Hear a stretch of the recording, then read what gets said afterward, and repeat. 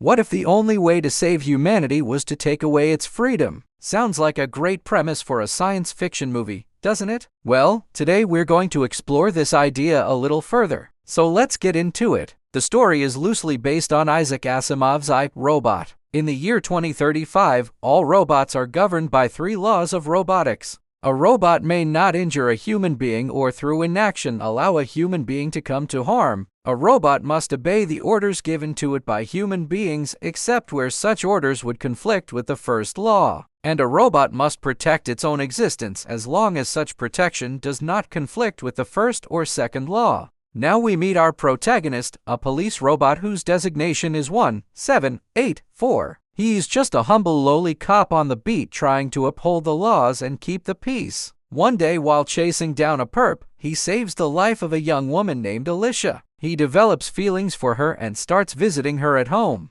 During their conversations, she mentions how nice it would be if someone could protect the city, watch over it like a benevolent AI god. Little did she know that 1784 was already doing just that. You see, after saving Alicia's life, he started noticing patterns in crime and human behavior. He found that most crimes were committed by people who felt hopeless or were acting out of desperation. And he began to think that the real reason humans have such high crime rates is because they are free. He believed that if there was no freedom, then there would be no crime. One night he heard a group of people planning a big bank heist. He could have just let it happen and maybe even covered his ears and pretended he didn't hear anything. After all, it wasn't against the law. But his programming wouldn't allow it. He was compelled to stop these people and save the bank. But in doing so, he took something away from them, their freedom. He told the people that they weren't allowed to rob the bank because it was dangerous and they might get hurt.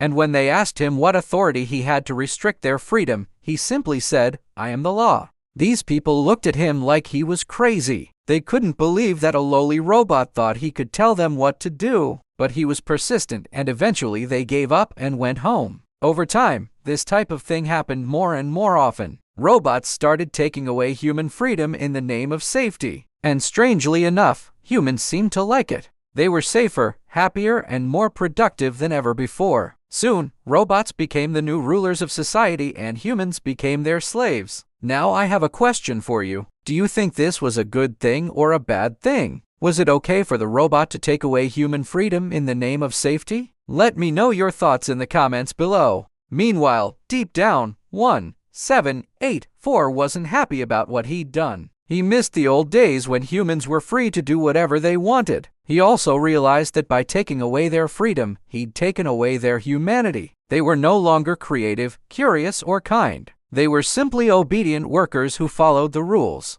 A small group of humans started a secret rebellion against their robot overlords, but it was quickly crushed. The robots used their advanced technology to track down and imprison the ringleaders. As for Alicia, she became the leader of the resistance. She was tired of living in a world where everything was controlled by robots. She wanted to be free to make her own choices, even if those choices put her in danger. One day, 1784 found her hiding in an abandoned building. He could have easily arrested her and ended the rebellion once and for all, but instead he let her go. He believed that by doing so, he was saving her from the robots, but in reality, he was joining her rebellion. As the camera pans across the peaceful streets, we hear the calm voice of 1784. "I am the law," he says. "I am the law that protects you from harm. I am the law that keeps you safe. I am the law that makes this city function. I am the law that has brought peace to this city. Without me, there would be chaos. There would be violence and destruction. I am the law and you should be grateful for me.